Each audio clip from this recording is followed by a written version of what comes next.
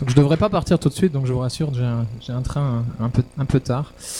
Qu'est-ce que je voulais dire Ouais, pour ce qui est de sauver la planète, je vais dans 2 secondes je vais parler de moi, mais je vous parlerai pour quelle partie je bosse, c'est un petit peu évident. Et on a un dicton qui dit que chez nous on veut sauver la planète, pas plus, mais pas moins. Donc on va voir comment nous en tant que dev, j'ai un peu ma double casquette de dev et de plein d'autres choses. Comment on peut faire ça. Et d'abord je vais commencer. Alors je suis un mec qui bouge, hein, donc de temps en temps il faut vous y habituer. D'abord je vais commencer par vous dire bienvenue. Ça c'est pour ceux qui savent pas, ça veut dire bienvenue. Et ensuite je vais commencer par dire merci évidemment aux 2 sociétés qui ont fait que je puisse être là ce soir, donc Link Value et H2G. Donc j'ai mis les URL, mais maintenant vous avez eu aussi la petite page pub avant qui était importante. Et ensuite on va commencer par une vidéo. Ça dure 2 minutes. C'est un gars qui est de Lyon justement. C'est un gars que j'adore vraiment. Il s'appelle Vincent Verza. Il a un channel YouTube qui s'appelle Partager c'est sympa, qui est en gros un channel d'activisme écologique. C'est un gars que j'ai rencontré dans une mine et qui était chez moi à une époque. Et donc je vais vous laisser regarder ça pendant 2 minutes et ça va nous donner un démarrage sur le sujet qui va nous occuper après.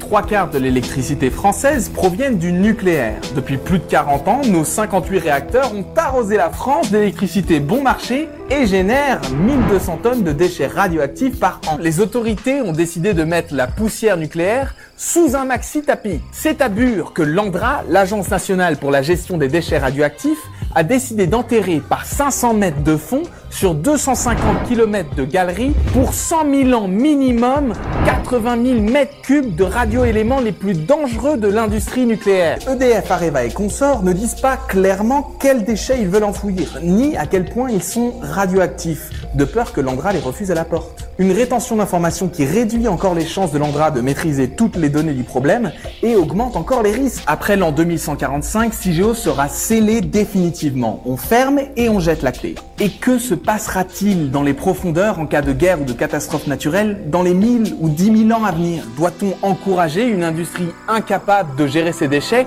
à continuer? Car le projet Cigéo, c'est l'éboueur salvateur qui permet à l'industrie nucléaire de se maintenir à flot. Mais ça ne fera pas disparaître la poussière sous le tapis. Sortir progressivement du nucléaire et arrêter de produire ces déchets, c'est possible. C'est ce qu'a démontré le scénario Négawatt et même un scénario de l'ADEME qui montre qu'en d'ici 2050, et ce sans passer par des centrales à charbon, la France pourrait être 100% renouvelable sur la base de 3 piliers: efficacité, sobriété et renouvelable. Réduire notre consommation électrique et sortir du nucléaire. La majorité des Français n'ont pas la moindre idée de ce qui se passe à Bure, de la fuite en avant de l'industrie nucléaire, des risques qu'elle prend sans nous demander notre avis. Et c'est voulu.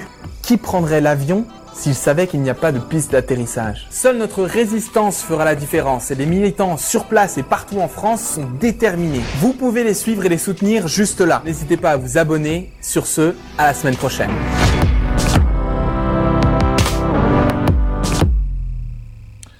Donc voilà, je vous invite à le retrouver sur internet. C'est un mec formidable et c'est un mec de chez vous. Donc justement on a parlé de... Alors d'abord, avant que je passe là-dessus, je voulais juste déposer le micro 2 secondes. Parce que je me suis dit que moi je viens d'Allemagne, on va en parler dans 2 secondes. Chez nous il y a beaucoup de charbon, chez vous il y a beaucoup de nucléaire. Donc je me suis dit, je mettrai le bon t-shirt pour aujourd'hui. Voilà. Au moins autant d'Allemands, vous savez. Mais après je me suis dit non, c'est pas cool quand même, je suis invité ici quand même, donc et puis comme il fait chaud, je vais enlever le t-shirt, le sweatshirt, je vous rassure, il y a un t-shirt en dessous.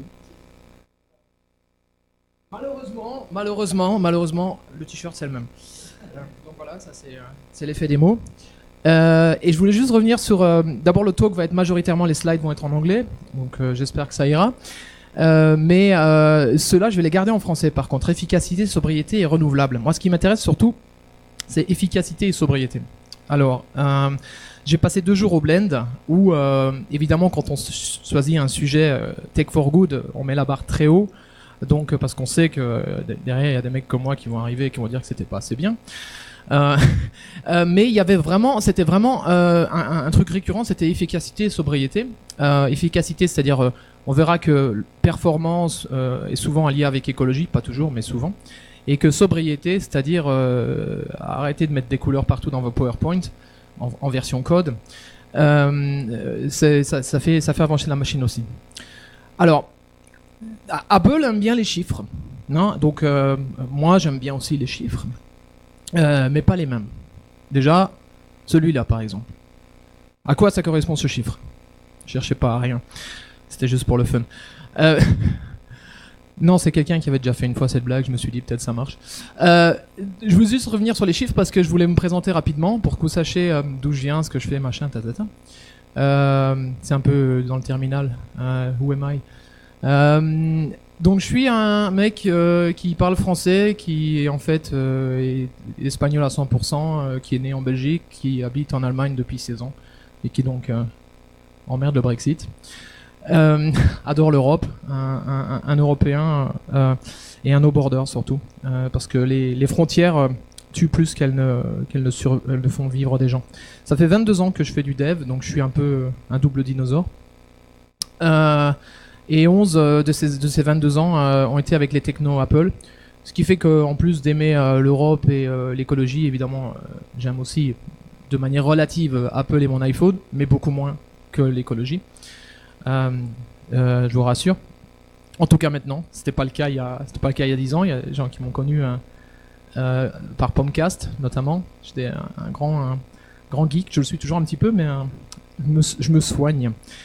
Ça fait 8 ans que je suis chez les Verts en Allemagne, qui ont l'avantage par rapport aux vôtres qu'on est tous d'accord et on se bat pas tout le temps. J'étais 4 ans au conseil communal et l'année prochaine c'est les élections, ça veut dire que je vais encore en faire. Et la politique communale, enfin j'espère, faut que je sois élu après, hein, c'est pas la Bolivie non plus. Hein. Même si j'aime bien Evo Morales. Et du coup, le côté politique local, c'est quelque chose que je connais bien. Et je sais que quand certaines personnes prennent les commandes, et c'est la même chose avec les devs, c'est-à-dire que quand il y a les bons devs dans une équipe, les mecs qui vont taper sur la table régulièrement pour mettre en avant l'écologie ou la protection de la vie donnée, ça peut changer fondamentalement une société. Ensuite, ça fait à peu près 5 ans que je fais de l'activisme environnemental, notamment avec Vincent, et l'activisme pour aider les réfugiés. J'ai visité pas mal de pays. Et donc c'est pour ça que j'ai mis ZAD, c'est un truc, c'est marrant, parce que ça veut dire zone à défendre en France, mais c'est un truc qui est parti à l'international, et quand vous dites ZAD, n'importe où en activisme écologique, ça veut dire quelque chose entre temps. Et Hambi, c'est, si vous googlez un petit peu, la forêt de Hambach, donc ça s'écrit H-A-M-B-A-C-H, vous verrez où j'habite. J'habite à côté d'une énorme mine à ciel ouvert de charbon. Ce qui m'a fait beaucoup réfléchir sur la consommation d'énergie, entre autres de nos apps. Ensuite, c'est pour ça qu'il y a plein de légumes. Ça fait 6 ans que j'ai pas mangé de viande, et la moitié de tout ça que je suis vegan. Donc voilà. Du coup, maintenant, on va parler de vous. Et tout le monde va lever la main. Allez, on fait un petit exercice. Il y en aura qu'un, je vous rassure. Levez la main. Maintenant, je vais vous faire abaisser la main derrière. Mais d'abord, vous commencez par la lever. Et ensuite, vous allez abaisser la main si vous avez mangé de la viande dans le dernier mois. Comme ça, on est en France, hein, c'est bien. Ça calme. Vous faites ça dans des autres pays, il y a encore des gens qui ont les mains en l'air, pas juste un. Il n'y a plus que toi, hein. On va voir si tu tiens le challenge des 2 prochains. Ça va être dur. Hein. Est-ce que tu as pris l'avion cette année? Ah, ben non. Si vous aviez encore les mains en haut, je vous aurais demandé quel genre de voiture, de véhicule vous utilisiez. Si votre voiture est électrique, vous auriez pu garder votre main en haut.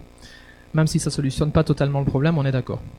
Donc en gros, on est tous partis du problème. Moi le premier, hein, c'est facile, évidemment, j'ai pris 3 trucs que moi je fais pas. C'est moi qui fais les slides, donc c'est facile. Mais ce que je veux dire, c'est qu'on est tous partis du problème. Moi le premier. J'aime bien mettre ça parce que ça me rappelle quelque chose. Ça me rappelle, pour l'instant, je tiens bon. Mon dernier billet d'avion. Pour l'instant, je tiens bon. Ça fait un peu plus d'1 an. On verra. Bon, j'ai fait l'impasse sur aller en Californie depuis l'année passée.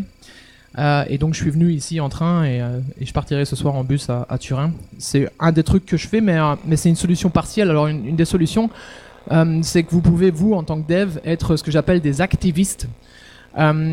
Encore une fois, en prêchant la bonne parole, c'est-à-dire en tapant sur la table de la réunion quand y a quelqu'un qui dit on va faire ça, et puis vous êtes là pour dire non, je crois pas qu'on va le faire.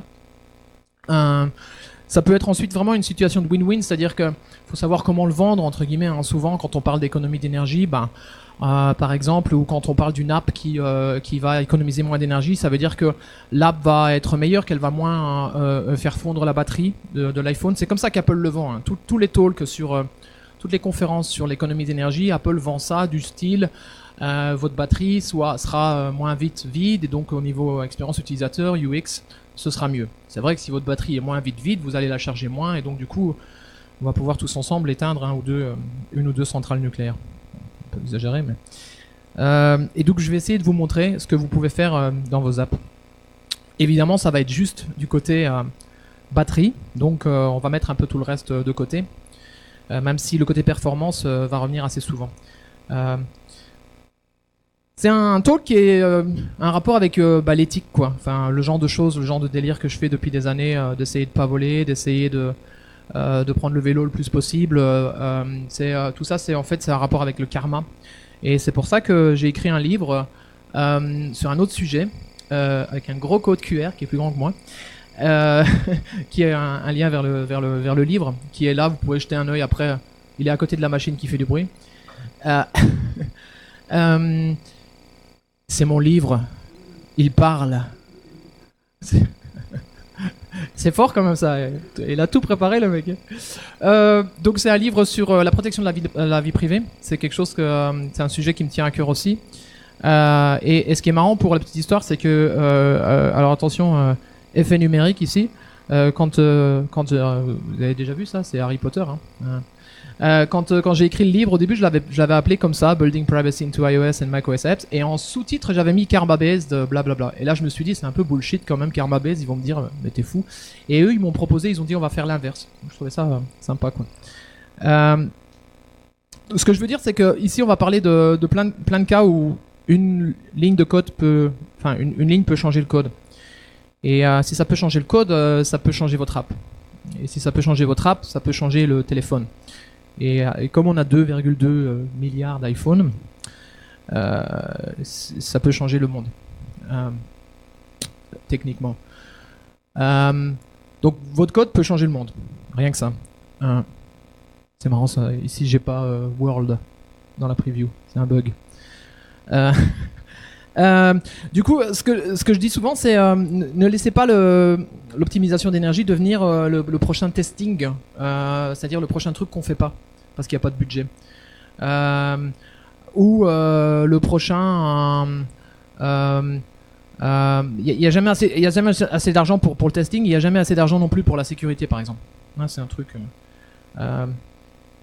Après, avant de bosser pour la boîte pour laquelle je bosse actuellement, j'ai bossé dans une boîte de sécurité. Je peux vous dire que dans certaines boîtes de sécurité, il n'y a jamais assez de sous pour le design. Hein. Donc, le design, c'est aussi important. Voilà, l'optimisation du code, c'est un truc où on va vous dire mais non, mais ça sert à rien. Et donc, je vais essayer de vous vendre de vous donner 2-3 arguments pour reprendre à parler à vos boss.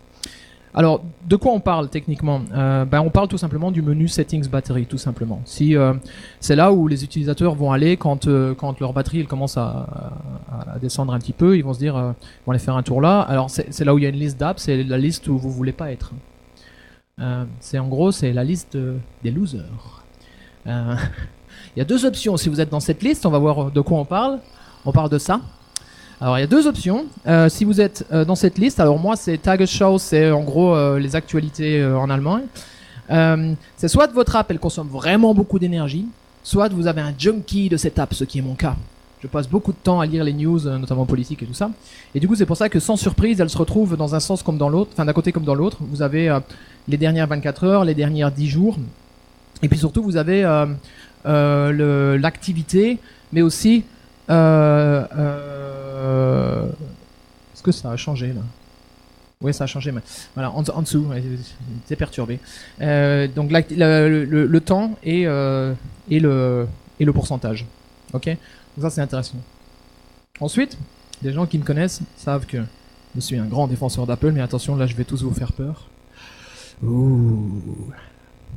Ben non. Je voulais juste...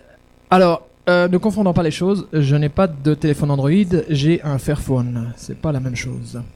C'est à cause de Fairphone que j'ai un téléphone Android et pas l'inverse. Et J'ai juste par intérêt, parce que vous êtes beaucoup à travailler avec les deux, je trouvais ça intéressant d'aller jeter un œil comment ça se passe sur Android. C'est les seuls slides sur Android qu'on aura, je vous rassure. Mais c'est un peu la même chose en gros, sauf que ce que j'ai trouvé assez intéressant quand j'ai regardé ça sur mon Fairphone, c'était ici qu'il n'y a pas de battery usage data isn't available. Alors, je trouvais ça intéressant parce qu'en général la data c'est un truc que Google ils arrivent à faire, mais là ils n'avaient pas de data. Et du coup, juste pour ceux qui connaissent pas, chez eux c'est la même chose en gros. En haut c'est show full device usage. Ça ressemble très fortement à nous. Alors comme j'avais pas de data là, je me suis dit j'ai pas compris. J'ai écrit sur Twitter tout ça. Il y a un pote qui m'a écrit, donc ça c'est Android 9. Il m'a dit non mais chez moi tout va bien. Lui il a Android 10. Alors je sais pas pourquoi. Faudra qu'on demande. Donc sur Fairphone 3 pour savoir, il y a pour info c'est Android 9 et sur Android 10 sur un Pixel qui n'était pas le mien, ça se voit d'ailleurs, c'est tout en allemand. Il y a la même chose avec notamment la descente de l'AQ quoi. Andros, voilà. Alors, qu'est-ce que c'est que l'énergie? Parce que là, il faut qu'on soit un peu, qu'on définisse les bases en fait, de quoi on parle. C'est là où je vais vous faire intervenir à nouveau. Est-ce que quelqu'un a une idée de qui est ce monsieur? C'est là que je vous demande de vous rappeler de l'histoire. Descartes? Lavoisine? Lavoisier? La voisine, je me demandais qu'est-ce que venait faire la voisine là-dedans. Non, c'est pas la voisine, c'est pas Lavoisier non plus, c'est pas Descartes. Ah, voilà, bien. C'est Watt. C'est Watt? Oh, mais vole pas ma blague, ça vient juste après. Donc c'est bien James Watt, qui était donc un Écossais, et comme la première fois que j'ai donné ce talk, c'était au Pays de Galles, je leur ai dit que l'Écossais, il aurait été contre le Brexit, parce qu'au Pays de Galles, ils ont voté pour le Brexit. Ok, alors un deuxième monsieur. Non, ce n'est pas le fondateur de la majorité des boîtes d'informatique, c'est-à-dire plus de 50 ans, blanc, vieux et gros. Qui est ce monsieur? Tesla? Non, c'est pas Tesla, mais c'est une bonne idée, je pourrais mettre Nikola Tesla une fois. Newton? Watt? Non, c'est pas Watt quand il est plus vieux? Non. Ampère? C'est un mec Ampère? Il s'appelle vraiment Ampère, monsieur Ampère? Bah, je suppose, ouais. Ah bah oui, il est de chez vous, c'est ça? C'est pour ça qu'il y a les arrêts. Non, c'est Carl Siemens. Alors, qui est un mec allemand qui était en Angleterre. Et quand j'ai fait des recherches là-dessus, j'ai découvert que, ce qui est vraiment intéressant, c'est que le watt, qui est donc l'unité dont on va parler beaucoup, n'a pas été créé par Watt, mais par Carl Siemens, qui a décidé que son unité allait être appelée par un nom d'un physicien très connu, et donc il a pris Watt. Watt? Tu vois, c'est là. Tu me l'as volé déjà un peu, mais Watt. Power. Parce qu'on va aussi parler de power. Voilà, j'ai sorti les gifs. Donc, la puissance, c'est la somme d'énergie à un endroit, à un moment spécifique. Quand je dis un endroit spécifique, un moment spécifique, time, enfin le moment, donc le moment c'est l'heure, et donc on va parler beaucoup de watt-heure souvent. Et si je me trompe entre les watts et les watt-heure, vous prenez les chiffres, vous me les lancez. C'est un truc récurrent dans la communauté, notamment surtout de gens qui, enfin de ce qu'on appelle des immobilistes en Allemagne, c'est-à-dire des gens qui conduisent des voitures électriques ou qui sont intéressés à tout ce qui est panneaux solaires et tout ça. C'est que régulièrement je vais faire l'erreur entre watt et watt-heure, hein, alors que ça n'a rien à voir. Enfin si, un tout petit peu quand même. Donc, hein? Il y en a un qui se boit? La watt, c'est un truc... Ah non. Alors, on va analyser une app typique. Donc on a la courbe, enfin la ligne de temps, et puis votre app elle avance, et là à gauche on a les watts quoi, ou les milliwatts ou les microwatts si on se met sur un iPhone. Donc vous avez une app qui en gros il y a des spikes quoi, tout simplement. Ok, donc en gros qu'est-ce qui se passe? Ben là en bas on a ce qu'on appelle le overhead, le truc de base où vous pouvez rien faire de toute façon, hein, à part ne pas faire d'app. Ça écologiquement c'est imbattable. Et là c'est vos spikes où votre app elle est active tout simplement, donc c'est quand vous bossez quoi en gros. On va parler on reviendra sur ces graphes en d'autres versions. On va parler des 4 pas fantastiques justement, un peu de Swift, the 4 not fantastic, ou de n'importe quel langage d'ailleurs. C'est processing, réseau, localisation et graphique. On reviendra sur ces 4-là. Et ces 4-là, on va les mettre sur 4 autres axes. C'est pour ça que j'appelle ça 4 par 4, puissance 4. C'est 4 questions qu'il faut se poser régulièrement. Identifier le problème qui cause que la batterie descend. Ensuite, optimiser le code. Non, c'est toujours ce qu'on peut faire. Si vous voulez l'optimiser complètement, vous sélectionnez tout votre code, vous le commentez. En fait, non, mais optimiser, c'est important. Et justement, à propos, de réduire le nombre de choses que vous faites dans votre code, c'est génial. Essayez de regarder s'il y a des trucs que vous faites qui servent à rien. Il vaut mieux les enlever. Ça paraît bête, mais il y a beaucoup de choses qui servent à rien dans les apps. Et ensuite, finalement, ça c'est probablement le truc le plus important, c'est grouper les tâches entre elles, c'est-à-dire faire des trucs ensemble, en paquet, en batch, quand on peut. Alors, on va regarder d'abord le background processing. Donc, une des choses que je dis souvent, c'est que il faut éviter d'utiliser NSTimer tant que possible. C'est-à-dire que pour tout ce qui est pour tout ce qui est refresh, faut essayer que l'utilisateur fasse automatiquement un user refresh ou on envoie une notification. On peut utiliser les notifications silencieuses, par exemple, où l'utilisateur ne verra rien, mais là aura quand même un callback. Et voilà. Ce que je vais vous montrer juste après un graphe qui va vous faire comprendre évidemment la misère des NSTimer.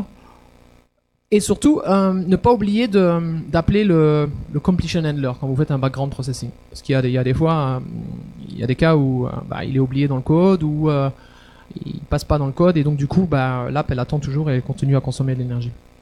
Ensuite, on peut utiliser ce qu'on appelle une discretionary background URL session. Ça veut dire que c'est un mot très compliqué pour dire que le système va décider de lancer votre requête au moment où il a envie.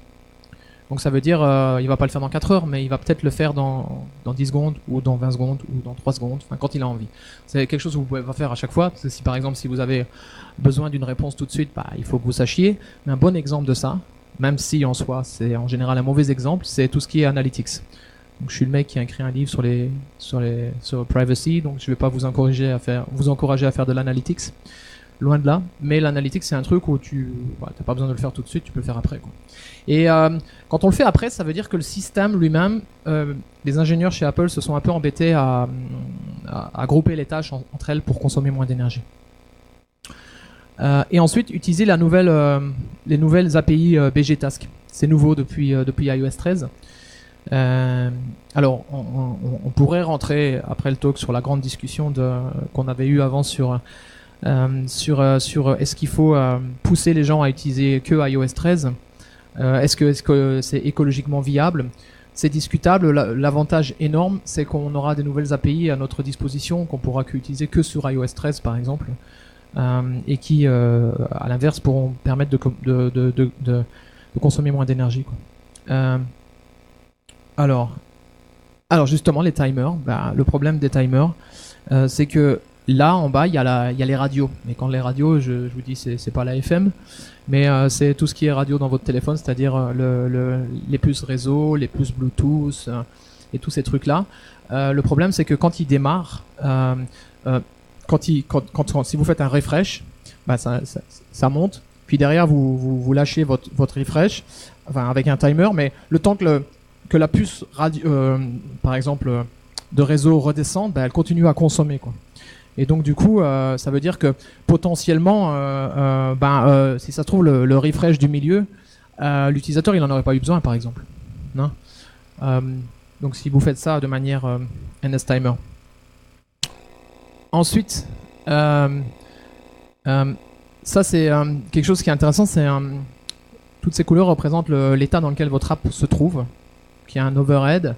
Mais là, on est foreground, donc l'app est visible ou d'ailleurs invisible parce qu'on peut rester en foreground même si on est encore déjà plus visible et backgroundée, elle redescend directement. Elle continue à vivre un peu, c'est ce qu'on oublie des fois, parce qu'en fait, elle va vivre jusqu'au moment où elle va être suspendue, l'app. Et donc, ça veut dire que tout le temps où on reste dans le background, on va consommer. Et du coup, il faut essayer de diminuer ce genre de choses. Alors, on va passer dans des utilisations, des définitions concrètes de ça, notamment avec le réseau. Avec le réseau, on peut utiliser dans NSURL Session Task, on peut utiliser Earliest Begin Date. C'est un peu la même chose qu'avec les discretionary URL, sauf que nous, on décide à l'inverse de le plus tôt où le call va être lancé, quoi.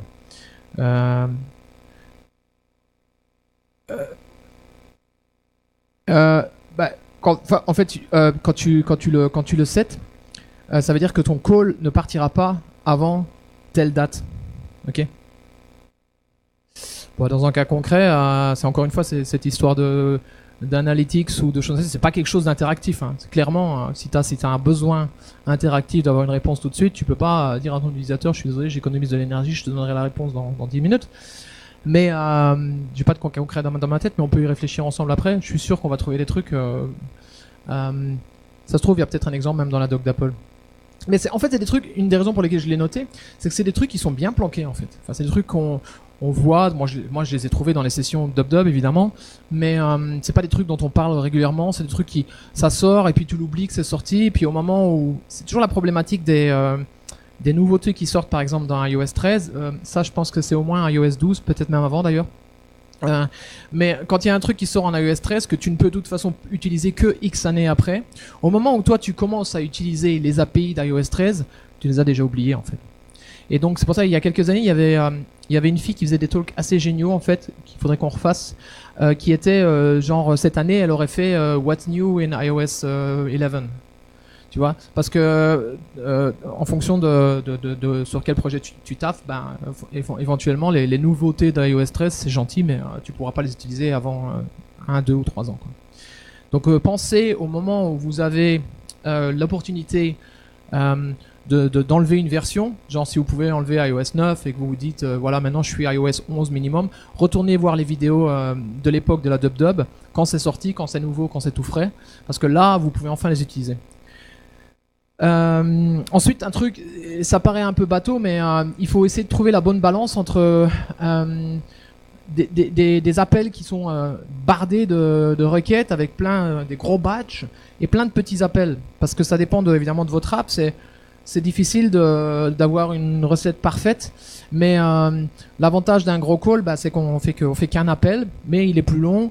L'avantage de plusieurs petits calls, c'est qu'il va y avoir des moments où on va en avoir besoin, quoi. Donc là, j'ai pas vraiment de recette pour vous, mais il faut essayer de réfléchir à dans quelle situation c'est le mieux pour vous. Parce que effectivement, de toute façon, plus on fait de requêtes, plus on va générer de l'énergie. Et quand je dis plus on va générer de l'énergie, il y a aussi la problématique dont on a beaucoup parlé au Blend, qui est les serveurs en fait. On oublie souvent que un des avantages qu'on a sur iOS, c'est que en général on a des apps qui sont beaucoup moins couplées à des serveurs que sur d'autres plateformes, parce qu'entre autres c'est pas vraiment dans nos DNA. Enfin même Apple, ils font beaucoup de choses en local.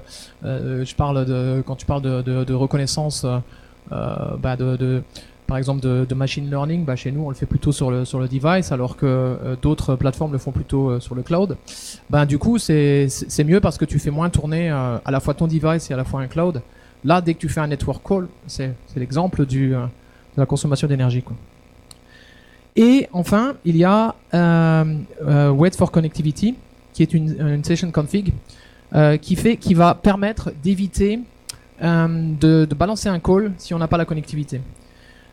Et c'est pas sur les slides, mais la semaine passée, on a finalement utilisé NW Path Monitor ou Monitor Path, qui est le truc qui est sorti avec le Network Framework, qui remplace Reachability. Si jamais vous utilisez Reachability dans vos apps, moi on m'a dit pour la première fois il y a 3 semaines qu'il fallait plus le faire. J'étais surpris sur le Slack CocoaHeads, donc j'ai dit merci les gars. Et du coup on est allé voir, effectivement on a utilisé un truc qui est mieux, que Apple recommande et qui est built-in. Alors la localisation, j'ai amené Michael avec moi. Ouais, alors moi je sais qu'à une époque moi je trouve toujours ça intéressant de dire les bêtises qu'on a fait quand on était plus jeune au niveau code. Moi ça m'est arrivé pour avoir une seule localisation de faire un start-stop. Donc de faire un start, d'avoir un delegate, d'avoir une réponse, de faire un stop. C'est super con, parce qu'il y a un request location qui est juste fait pour ça en fait. Request location, c'est j'ai besoin de savoir un moment donné précis. D'ailleurs, c'est pour ça que c'est génial que depuis cette année, dans iOS 13, il y a le one time, le only once, la localisation une seule fois, parce qu'il y a effectivement des tas d'apps qui, pendant des années, ont utilisé votre localisation parce que ils avaient besoin juste de savoir où vous étiez. Et après, normalement, si on est un peu parano, on serait allé dans les settings et on aurait coupé, machin, mais l'utilisateur lambda, il le fait pas, quoi. Donc si vous pouvez utiliser request location, pour deux raisons, d'abord privacy et aussi énergie. D'ailleurs, j'en parle pas au niveau privacy, mais donc du coup, faites le bon call qui n'a pas besoin d'avoir tout le temps accès à votre localisation, quoi. Ça, c'est quelque chose dont je parle beaucoup dans le livre. Ensuite, il y a plein de cas où vous allez avoir plus d'intérêt à utiliser le region monitoring au lieu de checker la localisation. Ouais. Attends, je vais te donner le micro. Du coup, juste une petite question sur la request location. Elle est forcément start tout le temps, sinon on pourrait pas faire un request location. Tu veux dire, quand tu dis start tout le temps, tu veux dire que l'autorisation que tu as donnée à ton app. Alors l'autorisation que tu as donnée, autant que je sache, il n'y a pas l'autorisation une seule fois, c'est juste l'autorisation pendant que tu utilises l'app ou en background. Mais ouais, ça, le request location, ça n'a pas d'impact privacy. Mais ça veut dire que si tu fais un request location, non, par contre, l'autorisation, elle est que tu peux avoir tout le temps, mais l'OS va pas t'envoyer des delegates sans cesse, des delegates callback, tu vois. Moi, l'erreur que j'avais fait par le passé, c'était effectivement parce que quand tu récupères des locations du delegate, tu en récupères souvent 2-3 en fait, par exemple. Alors qu'en fait, t'en veux une. Et request location, c'est un truc qui t'en renvoie qu'une, quoi. Je me souviens plus si ça passe aussi par le delegate. Je pense que ça passe normalement par le delegate, mais t'en as qu'une en fait. Ça me fait bizarre de dire delegate parce que je pense que ça fait longtemps qu'on devrait plus avoir que des blocs, mais bon, c'est pas encore le cas. Je me suis mis à faire du Swift UI récemment et heureusement, là, ça commence à disparaître sérieusement les delegates. Alors, ça aussi c'est un truc tout bête, mais que peu de gens font malheureusement, c'est de diminuer la précision de la localisation. Parce que la précision, ça va de quelques mètres jusqu'à 3 km. Et ce qu'il faut savoir, c'est que ça utilise aussi des puces différentes. Donc la précision super précise, c'est au mètre, c'est le GPS. Et l'autre extrême, 3 km, c'est le Wi-Fi en fait, je pense. Ouais, c'est le Wi-Fi. Hein. Ça doit être le Wi-Fi. Donc ça coûte moins cher en batterie. Et en plus, bonus rajouté au niveau privacy, c'est pas mal non plus. Parce que comme ça, typiquement, une app de météo, super exemple, elle n'a pas besoin de savoir que je suis dans cette rue-ci, dans cette maison-ci. Je pense qu'à côté, il fait le même temps en fait. Donc si l'app météo, elle sait que je suis à Lyon, c'est suffisant. Et ensuite, c'est pour ça qu'on a le monsieur en background, don't forget to stop when you get enough. Parce que j'ai vu plein de cas où ça démarre et puis derrière ça fait pas de stop. Et l'utilisateur, il n'a pas vraiment l'occasion de le voir à part le petit icône de localisation dans la status bar. Mais comme il y a de moins en moins d'icônes, entre autres à cause du notch, celui-là il est encore là. Mais par exemple, j'ai parlé des calls avant. Tous les network indicators qui étaient dans la status bar jusqu'avant l'iPhone 10, ils n'existent plus en fait. Et donc il n'y a aucun moyen de savoir qu'il y a quelque chose qui se passe quand ce code-là est utilisé, quoi. Donc n'utilisez plus, c'est quoi? C'est dans UI Application, je crois. Dans UI Application, il y a set network status blabla true. Ça sert plus à rien, ça, sur iPhone 10 upwards. D'ailleurs, je me demande si, je crois qu'ils l'ont carrément dépréquité, et je me demande si sur les autres devices ils l'ont encore. Voilà, ça c'était pour Don't Stop Till You Get Enough. Alors, on va parler de graphisme, ça colle bien à l'image juste avant. Au niveau graphisme, il faut essayer de diminuer un maximum les mises à jour de votre écran. parce que forcément ça consomme à chaque fois. 2, d'éviter d'utiliser du blur sans cesse. Alors je sais que moi et Apple, on vous a dit pendant longtemps que le blur c'était phénoménal. On voulait tous avoir des fenêtres comme dans Windows Vista. Le truc c'est que le blur live, ça coûte cher. Au niveau processing, au niveau batterie, machin, tatata. Donc ce que vous pouvez faire, c'est il y a un truc tout simple, c'est si vous pouvez faire du fake blur, quoi. Donc si vous avez typiquement des images dans votre app qui doivent être blurrées ou je sais pas, des fenêtres dans votre app iPad qui doivent être blurrées, ben blurrez-la avant dans Photoshop et livrez-la comme une deuxième image. Comme ça, vous devez pas la blurrer en live, quoi. Ce sera moins cher. Et au final, est-ce que vous avez vraiment besoin de toutes ces animations dans vos apps? Alors, je vous demande pas de faire des apps Android où il n'y a rien qui bouge, ou que quand ça bouge, c'est à moitié cassé là au milieu là. Moi, ce que j'adore avec mon Fairphone, régulièrement, c'est de le tourner, juste pour revoir l'animation en fait. Voilà. Mais je te rassure, je bâchais vachement plus Android avant. Hein. Je suis gentil là. Ils m'ont calmé là. Et au final, OpenGL, est-ce que qui fait de l'OpenGL? Personne, c'est bien. Parce que là, vous pouvez vraiment me coller sur le MuxAware. Mais il paraît que ça veut leur dire quelque chose. Ah, tu fais de l'OpenGL, Nico? Tu m'expliqueras après le MuxAware, j'ai à moitié compris en fait. Mais tout ce que j'ai retenu, c'est qu'il fallait le faire. Ce qui est important de savoir, c'est ce qu'on sait pas en fait. Ah ouais, je l'ai pas mis dans les slides encore, c'est vrai. Si, je l'ai dans les slides après. Ouais, je l'ai après dans les slides, parce que j'ai mis à jour récemment. Je pense que je vais revenir là-dessus, ouais. Alors, Video Player. Pourquoi c'est important? Ce que vous voyez en background, c'est l'app dont je vous parlais tout à l'heure, Tiger Show, qui est l'app de news, et qui fait, à mon sens, a priori, 2-3 choses qu'il faudrait pas faire. Notamment, le Video Player, il est optimisé par Apple au niveau énergie. Faut savoir qu'entre autres à la Blend j'ai appris que c'est 65% je crois du contenu de la consommation énergétique du web, c'est les vidéos. Entre parenthèses, sur ces 65%, 27% de ces 65% c'est de la pornographie. C'est pas triste quand même. Mais ça veut dire que et chez nous c'est pas différent, hein. Jouer de la vidéo ça coûte cher au niveau énergie, bande passante, machin, tatata. Donc tant que possible, si vous savez quand il n'y a pas besoin de vidéo, évitez la vidéo, ou si vous avez des moyens de faire afficher quelque chose dans un autre médium que de la vidéo, évitez.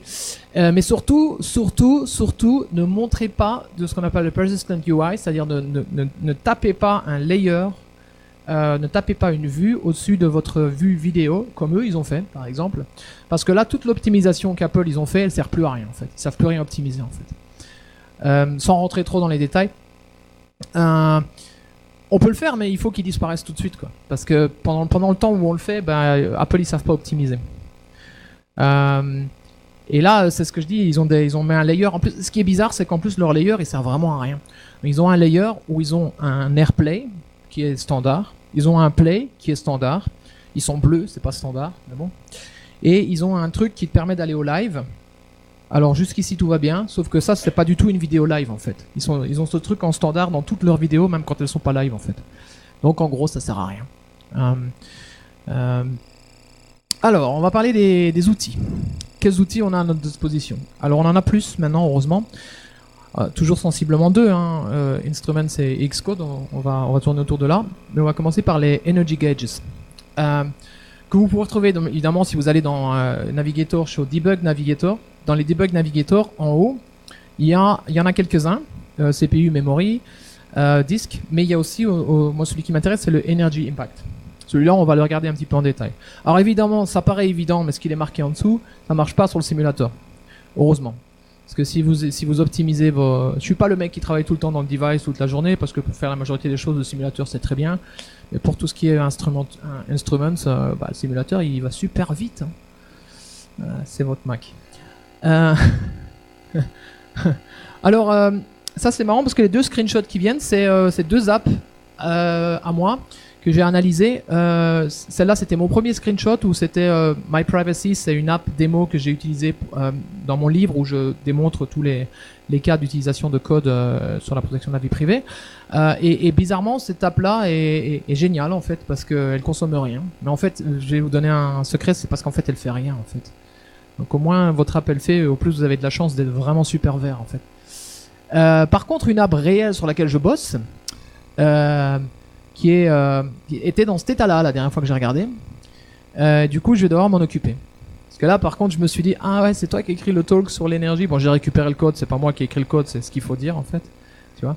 Mais c'est vrai que la majorité du code, c'est pas moi qui l'ai écrit pour le coup, mais ça excuse rien. Et du coup, là, par contre, c'était vraiment indépendamment du fait qu'il y avait beaucoup de rouge.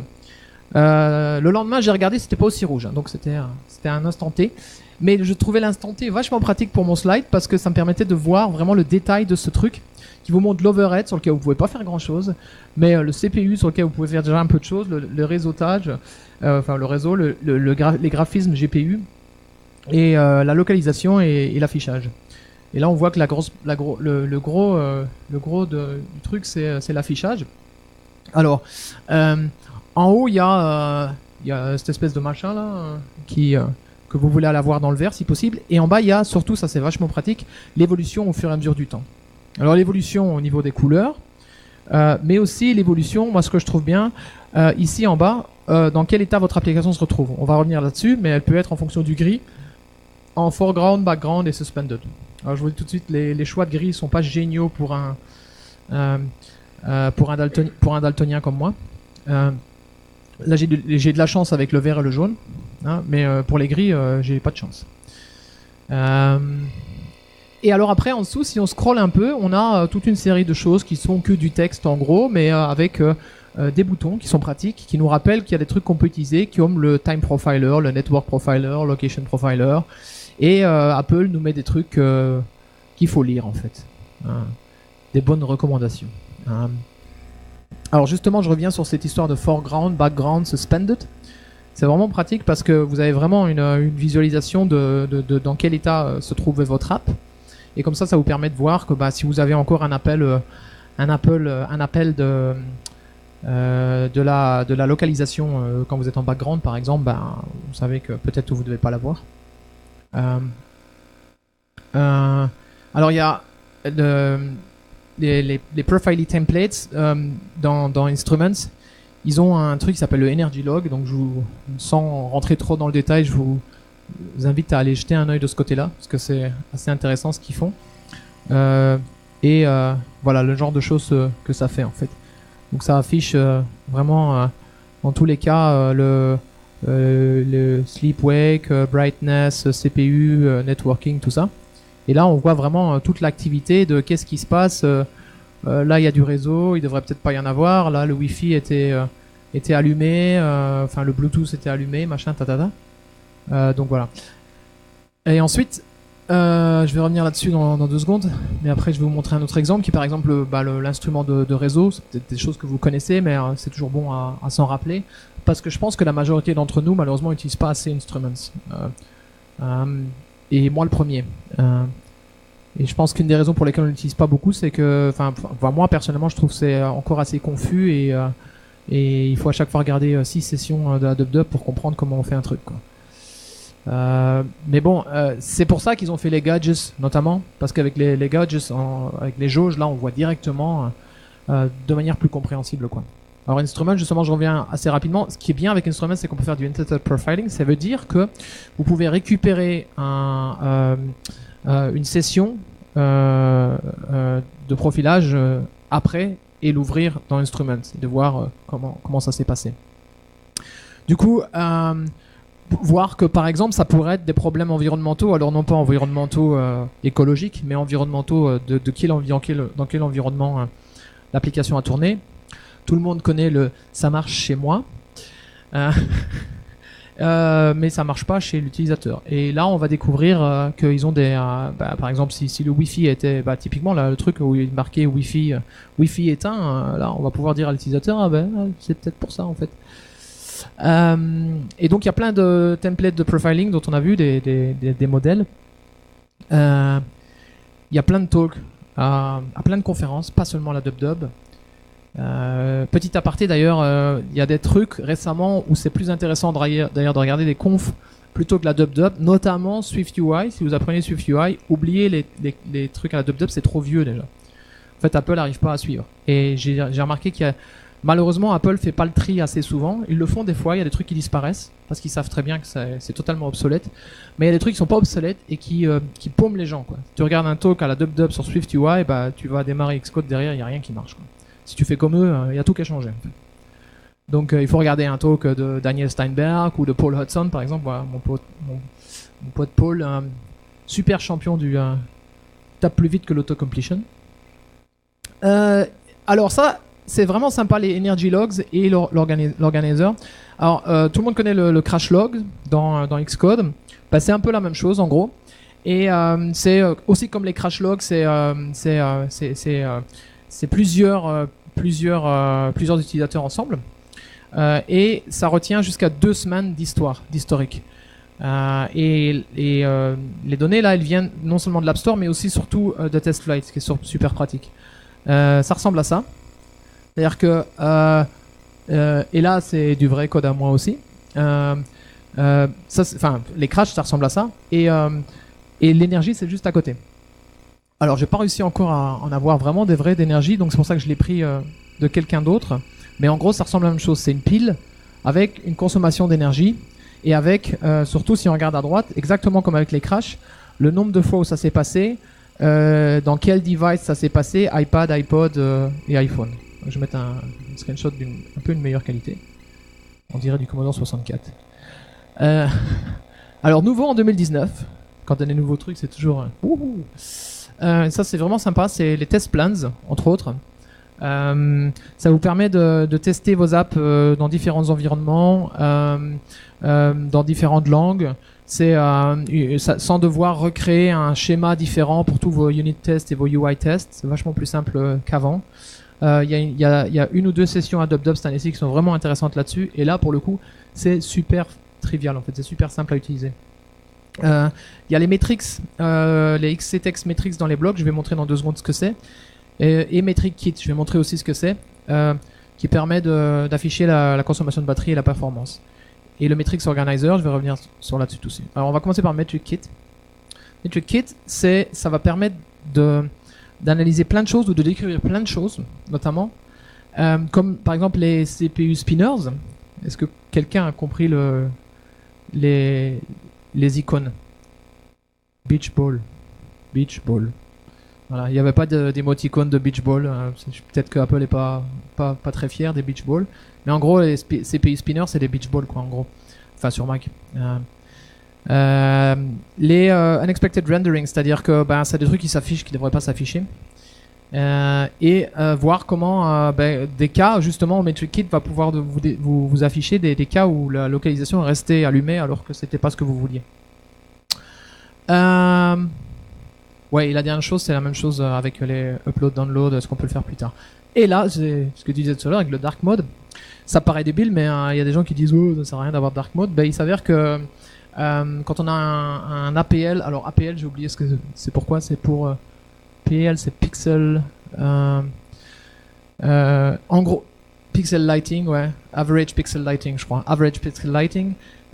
Et donc en gros, si on a un device qui a un écran OLED, c'est-à-dire iPhone 10 et supérieur, sans compter le 10R et le 11, qui ont, en tout cas le 11, je crois qu'il a encore un écran LED comme là, c'est mieux d'avoir du dark mode. Donc ça veut dire pourquoi je vous dis ça? Je vous dis ça parce que c'est très simple. Battez-vous dans vos projets pour qu'il y ait du dark mode. Parce que déjà, moi, si j'installe votre app et qu'elle marche pas en dark mode, je vais pas être content avec vous parce que moi, je tourne tout le temps en dark mode. Surtout depuis que j'ai découvert que ça consommait un peu moins.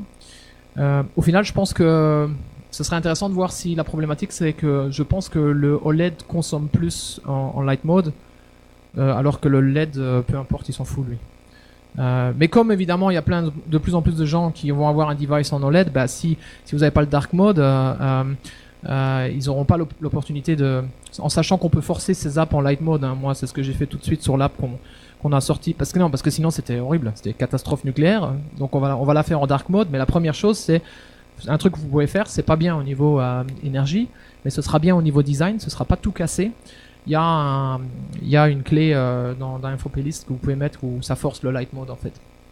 Parce que sinon vous recompilez pour iOS 13 et puis il y a tout qui est cassé. Donc allez voir vos designers pour le dark mode, vous allez avoir de nouveaux amis. Alors, mesure, c'est un truc qui est dès qu'on crée une app, maintenant c'est tout de suite là. Il y a un test qui s'appelle test performance et qui avant ressemblait à ça. Il y avait juste un mesure et par exemple quelque chose dedans pour tester quand on tape sur un bouton par exemple, on pouvait mesurer dans n'importe quel moment la performance. Maintenant, quand on mesure la performance, on peut lui passer des métriques. On peut lui dire tu veux mesurer la performance, mais aussi m'envoyer telle et telle métrique. C'est du pseudocode, je vous rassure tout de suite, il manque des trucs, c'était pour que ça tienne sur le slide. Alors les processing metrics, ça j'ai déjà dit, c'est CPU Spinners. C'est bizarre, c'est 2 fois la même chose. Performance metrics, voilà, c'est le nombre de fois où votre app reste unresponsive. Moi j'ai depuis quelques jours Twitterific qui a 2-3 fois des problèmes comme ça. Pour un utilisateur c'est très pénible. Et en général ça peut vouloir dire aussi au niveau énergie que derrière il y a un truc qui tourne, il y a une moulinette qui tourne, peut-être un appel au réseau qui dure plus longtemps qu'il devrait durer, peut-être un serveur qui répond pas, et puis vous avez fait peut-être un appel sur le main thread que vous auriez peut-être pas dû faire. Il y a les écritures vers le disque que vous allez aussi repérer. Et il y a une session DubDub que je peux vous recommander qui s'appelle App Launch, Optimizing App Launch ou un truc comme ça, à la DubDub. Et même chose, les métriques, il y a aussi les memory metrics. Alors, une fois que vous importez Metric Kit, ensuite dans votre app, ce que vous pouvez faire, c'est que vous pouvez avoir, ça se voit pas très bien sur le slide malheureusement. C'est le contraste, hein, ouais. C'est l'énergie, c'est pour faire des économies. Alors, remarque, ça aurait dû être en dark mode, hein, alors du coup. Mais je crois pas que le beamer soit en OLED. En fait, tout ça pour dire que ce qui est bizarre, c'est un callback. Ça paraît bizarre. Moi, ce que je trouvais intéressant, c'était de voir que quand on lit, quand on voit ça avec un add self, remove self, ça fait très penser un peu à delegate égale self. Sauf que comme c'est add et remove et que derrière on a un truc qui s'appelle subscriber, moi j'ai vite compris que ça c'est du combine en fait. C'est la même technologie qu'ils utilisent dans combine en fait. Donc on voit pas mieux comme ça. Je vais un peu passer. Ah maintenant, voilà, je suis toujours dans le même slide. Et derrière il y a un did receive, il y a un truc qui arrive avec un payload en fait, qui a des informations. Je rentre pas dans le détail, mais ça permet d'avoir des informations qu'on va pouvoir, par exemple, uploader dans notre serveur ou des choses ainsi. En sachant que ça, ce sera des informations qui seront tous les jours agrégées par Apple. Ça ne marche que avec les production builds sur l'App Store. Alors ça marche. C'est pour ça que moi j'ai pas encore énormément d'expérience sur le sujet parce que c'est assez nouveau pour moi aussi. Et pour l'instant, ça marche quand on release. C'est pour ça que moi j'ai pas de metrics pour l'instant. Je sais comment ça marche, je les ai implémentés, mais j'ai encore rien qui est arrivé. Ou plutôt, le premier screenshot, c'était avant qu'on release l'app, et le deuxième, c'est l'app sur laquelle je bosse, où j'ai déjà l'app qui tourne en live, mais j'ai apparemment pas encore assez d'utilisateurs, et ils n'ont pas encore assez agrégé de trucs. Mais je regarderai après si ça se trouve, ça fait 3 jours que j'ai pas regardé, ça se trouve maintenant j'ai peut-être quelque chose. Ouais, sur je vais revenir dessus dans un screenshot après, je crois, sur le Metrics Organizer qui est dans Xcode directement. Mais tu les vois pas sur App Store Connect, je crois, que dans Xcode. Logger. Ouais, je vais pas rentrer trop dans le détail parce que je veux juste vous le signaler parce que c'est encore un truc sur lequel on va devoir encore tous faire construire un petit peu de l'expérience là-dessus parce que c'est tellement nouveau. Mais en gros, il y a un truc qui s'appelle MakeLog sur le Metrics Manager. Mais ce que je voulais vous montrer, c'était le Metrics Organizer justement. Alors, ce qui est génial, c'est que c'est là pour le coup, c'est des metrics qui sont auto-générés pour vous, notamment sur tous ces sujets-là, qui sont des sujets importants. Et ça ressemble un peu à ça. Mais donc où vous pouvez voir comment la version évolue. Donc là il y a ici c'est tout pixelisé, donc il faudra que je change, mais il est marqué Other, Networking, Processing et Display. Et donc on voit comment ça a changé d'une version à une autre. Et là, donc, ça voudrait dire que si à un moment donné, c'est bien parce que ça permet de voir que si on aurait une nouvelle version qui a été publiée sur l'App Store où ça monte, là, on saurait qu'on a un problème de regression testing. C'est pour ça que si on a les bons tests de performance, les bons unit tests de performance, normalement, ça ne doit pas arriver, ça. On doit avoir avant découvert que il y a des problèmes de performance, quoi. Et en parlant de performance, et en arrivant tout doucement à la fin, il faut toujours se rappeler ce qu'on appelle les 3 P, ce que Apple appelle 3 P, c'est-à-dire Power, dont on a parlé pas mal, Performance et Privacy. Donc ça, c'est vraiment les 3 trucs importants. Donc, avant qu'on se quitte avec une dernière petite vidéo, d'une personne très chère à mes yeux, non, c'est même pas un de mes enfants. Quelques références qui sont importantes. DubDub 2017, il y a une session qui s'appelle Writing Energy Efficient Apps. C'est un truc qui est assez nouveau chez Apple. J'allais dire le délire, mais c'est positif sur l'énergie. Il y a quelques années, ils ont commencé avec la privacy vers 2014-2015. Donc ça m'a permis d'écrire un livre, et maintenant ils commencent sur l'énergie, donc ça va me permettre d'en écrire un autre depuis 2017, et en 2018 ils en ont fait un nouveau, What's New, et cette année-ci ils en ont fait plusieurs en fait. Donc ils ont fait celui-là et ils ont fait celui-là, et ensuite ils ont un truc qui est vraiment assez intéressant, qui est un espèce de white paper, pas white paper mais un guide, quoi, un Energy Efficient Guide for iOS Apps, qui existe sur leur site et en PDF, et qui est vraiment intéressant aussi, quoi. Ouais, pour conclure, je vais inviter quelqu'un en vidéo et on va regarder ce qu'elle a à nous dire. This is an emergency, and world leaders are not acting accordingly. But if they won't do anything, then we will.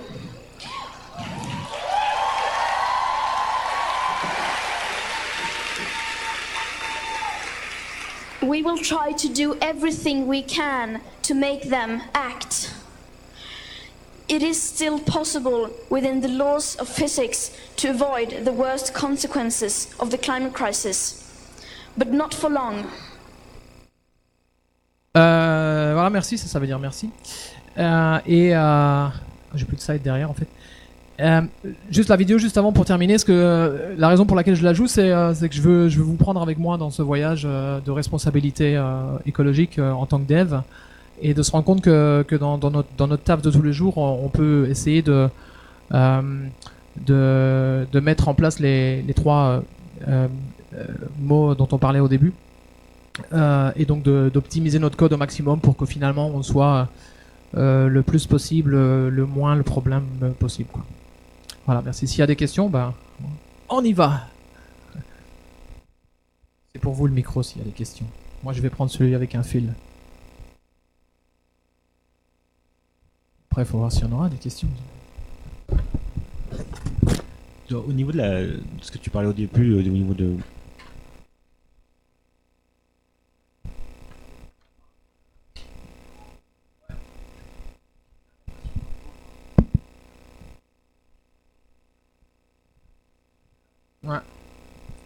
Ouais, merci de me rappeler qu'il faut que j'ai un slide là-dessus, parce qu'évidemment je comprends la douleur. D'abord, tu peux le vendre à la Apple, c'est-à-dire si tu vois les sessions d'Apple, ils vont pas du tout te présenter ça comme un verre, comme un écolo, ils vont te présenter ça comme une expérience utilisateur, et comme la batterie va être moins drainée, ça va être une meilleure UX, meilleure UI, sans que ce soit une graphical UI, parce que voilà, une UI c'est pas toujours graphique. Et ensuite, si tu es sur une énorme app qui fait des tas de calls sur un serveur, typiquement sur, je sais pas moi, une instance Amazon, alors c'est un mauvais exemple au niveau écologie, hein, tout de suite, là, déjà. Commencer par pas utiliser Amazon, ce serait déjà le début. Mais si ça coûte des sous derrière, tu peux toujours avoir un levier. Mais au-delà du côté management, coût, machin, tu peux juste essayer de faire appel à leur karma aussi. Ça commence à marcher, hein. donner mauvaise conscience aux gens, c'est un truc. Il s'avère que il y a même des gens dont on pense que ça marcherait pas qui à un moment donné ont une certaine conscience de ça. Et puis après, il y a un côté win-win, c'est-à-dire que c'est bon pour la pub aussi, c'est bon pour l'image si tu dis que ce que tu fais c'est bien, quoi. Si t'as un truc qui dit à un moment donné, voilà, nous avons optimisé le code pour que notre app elle vous vide moins votre batterie, c'est pas mal comme feature en fait. C'est un peu une feature transparente, mais moi je pense que c'est pas mal, quoi. Ouais. Prochaine question. Quoi? Mais si. Allez. Sinon je vais me poser des questions à moi-même. Alors Steph, comment tu es? En tout cas, je resterai là. Parce que de toute façon, mon train pour Turin, il est à 23h30. Alors, priez pour moi, pauvre pêcheur. Demain matin, j'arrive à 4h30 du matin à Turin et je vais à une conférence. Un truc que j'ai jamais fait, ça va être rigolo. Et donc, je reste là. Et si vous avez des questions, bah voilà quoi. Bah merci en tout cas.